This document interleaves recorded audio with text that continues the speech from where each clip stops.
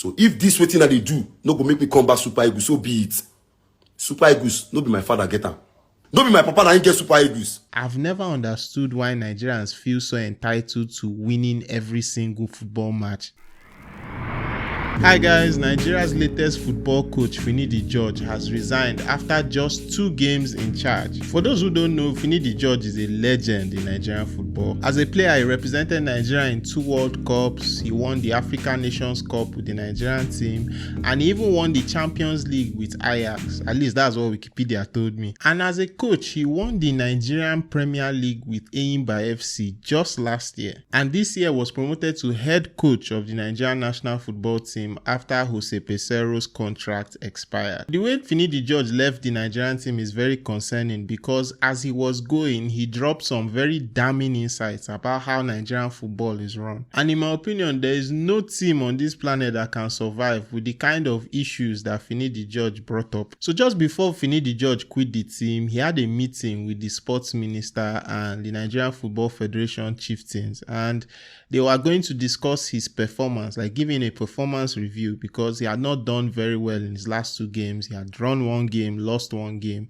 and he had just started out as a coach. And it was what he said during this meeting that caused some unexpected drama in the ranks of the national team. Finidi George slams Nigerian Football Federation, says Victor Osimhen, other senior players lack commitment and are above discipline. Imagine using Victor Osimhen, who is currently Africa's best player, as the poster boy for lack of commitment when asked why your team didn't deliver. Now the article goes on to say that Osimhen could not be available for the 2 games that Finidi George coached because he was injured, like he was sidelined for 4 weeks. But in the article, Finidi George says that the Napoli striker would still have managed to play those matches. The coach went on to say that it appears that Osimhen chooses the games he plays for Nigeria, and that's Finidi George, cannot beg him to play for his country. I've never seen in my life where a coach was angry at a player for not playing with an injury.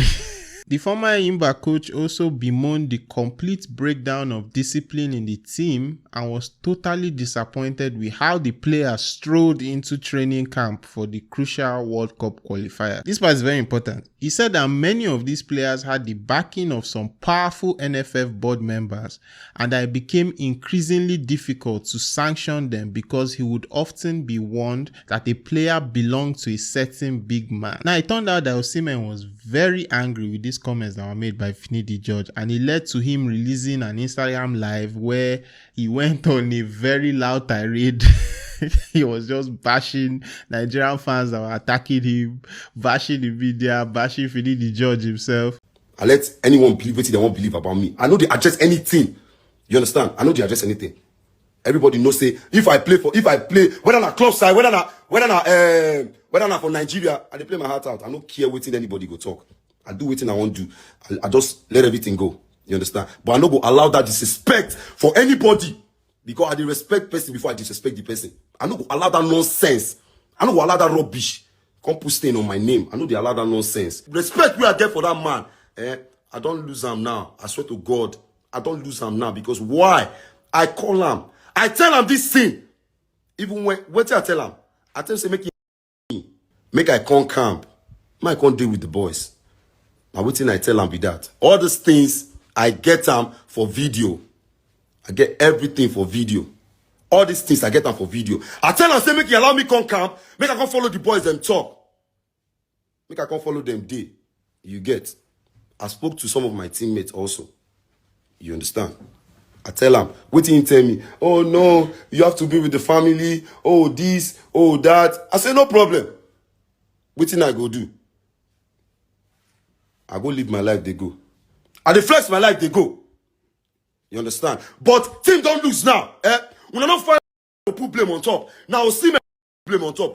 When I don't find person where they at fault. Now me where they nurse my injury. Why they nurse my injury? Now me. Una continue say, una continue say, una won't put my name because of say Super Eagles get 2 bad games. I mean, I won't go put my name because they talk say, you can't beg this. Who they beg who? I know how many injuries I don't use play. You don't get anybody where the fear.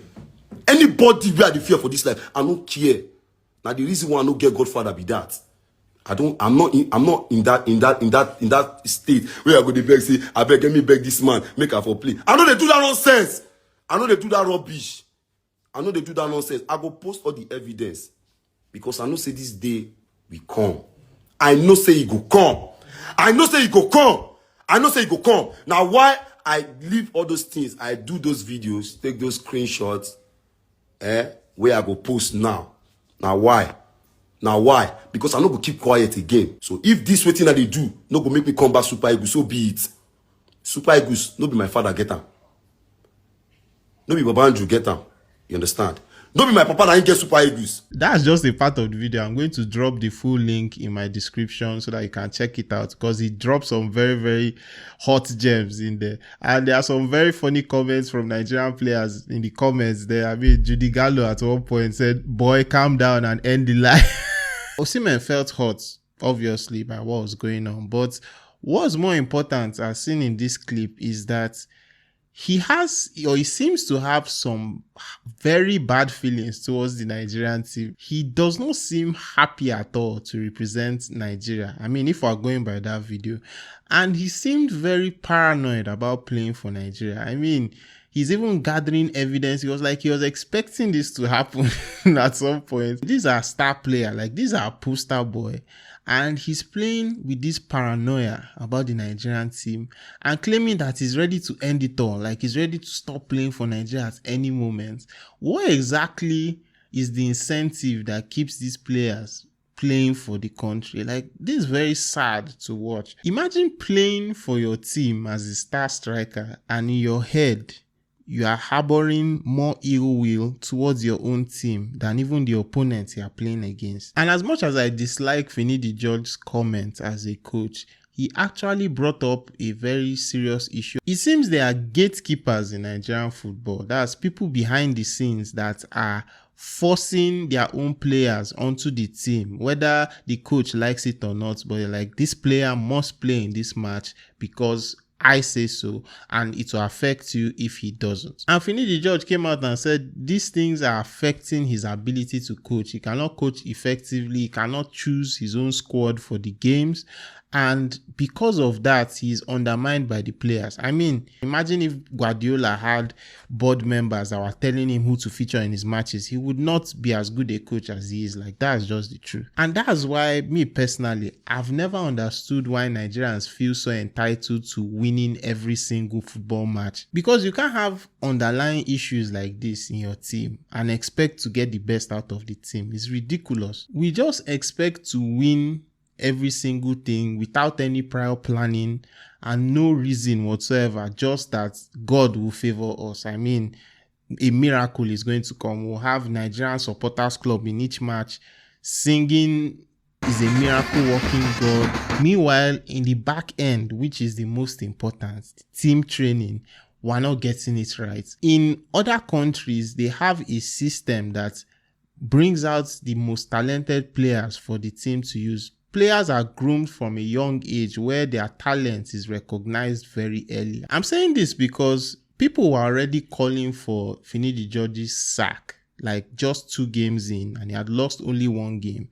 And the only reason was that I think people just expected him to come in and start winning every match like 5-0. It's so stupid, especially when you consider the Nigerian situation. These players are trying to escape the system and get a better life for themselves. They end up even not getting paid their salaries, and there's still an entitlement on them to play the best that they can play for the Nigerian team. And then we end up losing games and start asking ourselves that we need to sack somebody. The first person we attack is always the coach. I mean, now we're even attacking players that are injured.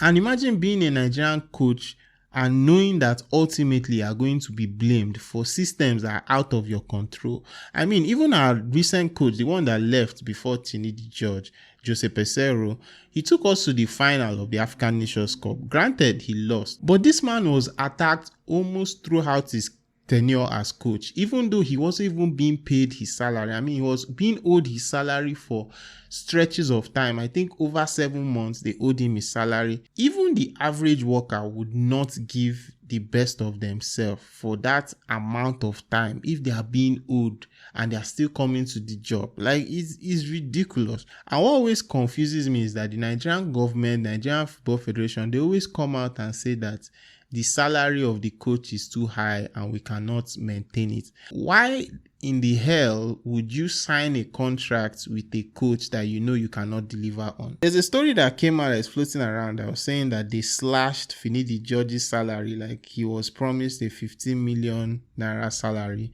and it was slashed to 5 million. And I'm even wondering, at what time did they even slash it? Like, because he's only been in charge officially for 2 games and they're already slashing the salary. That doesn't even make any sense. And for me, this is why I continue to throw Nigerian football heavily. Even if we do manage to win a trophy or a title, is a validation of the rotten system, the rotten football system that we have. Such a system where players are complaining, coach is complaining, nobody has incentive to play for the team, and then the team wins. Like, what exactly does that tell the world? Anyway, those are my thoughts on Finidi George resigning as Nigerian football coach. Do you have any thoughts on your own on this topic? Feel free to let me know in the comments. Thanks so much for watching. My name is Obi King, and I'll see you guys in the next one.